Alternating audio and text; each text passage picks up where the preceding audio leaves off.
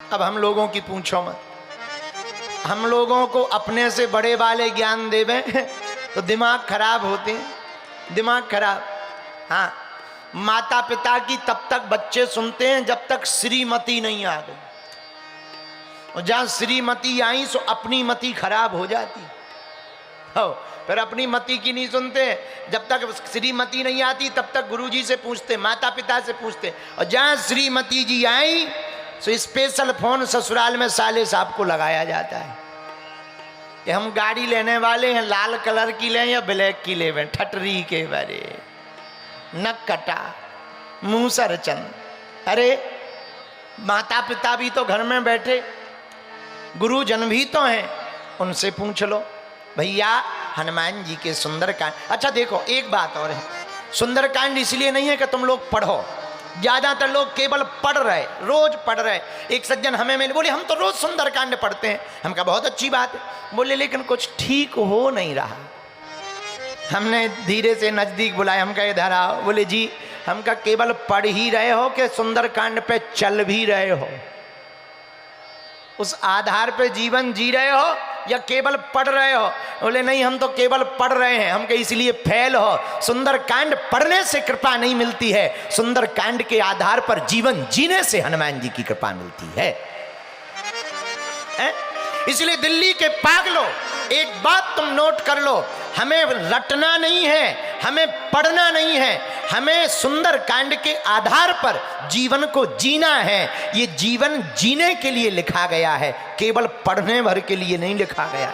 वरना पढ़ने से क्या होगा? ऐसे तो साउंड भी रोज सुंदरकांड पढ़ रहा है, लगा दो चिप, लगा दो ब्लूटूथ, लगा दो यूट्यूब चैनल, रोज साउंड पढ़ता है। पर कभी तुमने साउंड के सींग निकलते देखा या साउंड बॉक्स को स्वर्ग जाते देखा? गया क्या? नहीं।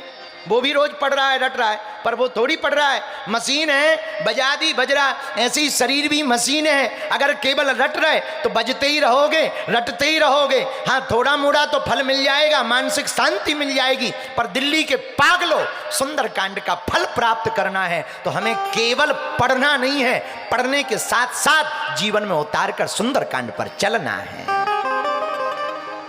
और चलना कैसे? पहली ही चौपाई पे चल जाओ, काम हो जाएगा। पहली चौपाई क्या? जामवंत के बचन सुहाए,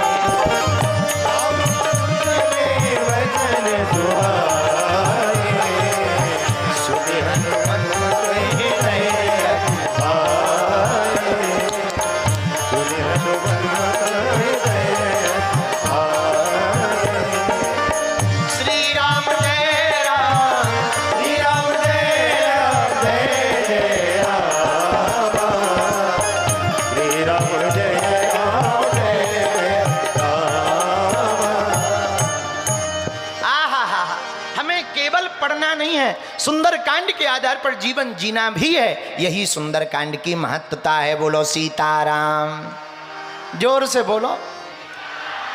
ऐसे समझो, महाभारत का युद्ध हो रहा था, कौरव और पांडव दोनों लड़ रहे थे। भीष्म पितामह ने शाम के समय प्रण ले लिया, कल पांचों पांडवों को हम अपने बाण से मारेंगे, एक भी पांडव नहीं बचेगा।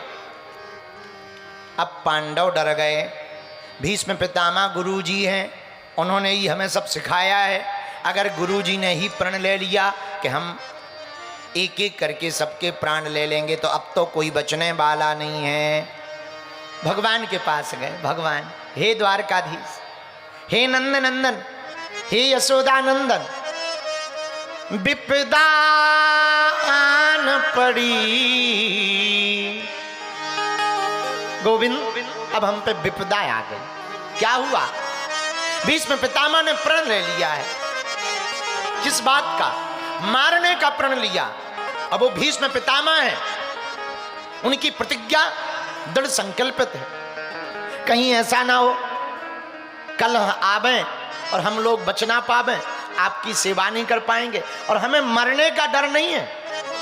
अर्जुन बोले सुनो प्रभु, हमें मरने का डर नहीं है, डर इस बात का है कि नाक तुम्हारी कटेगी, कि जिसके साथ गोविंद थे जब वो भी हार गया तो अब जीतेगा कौन?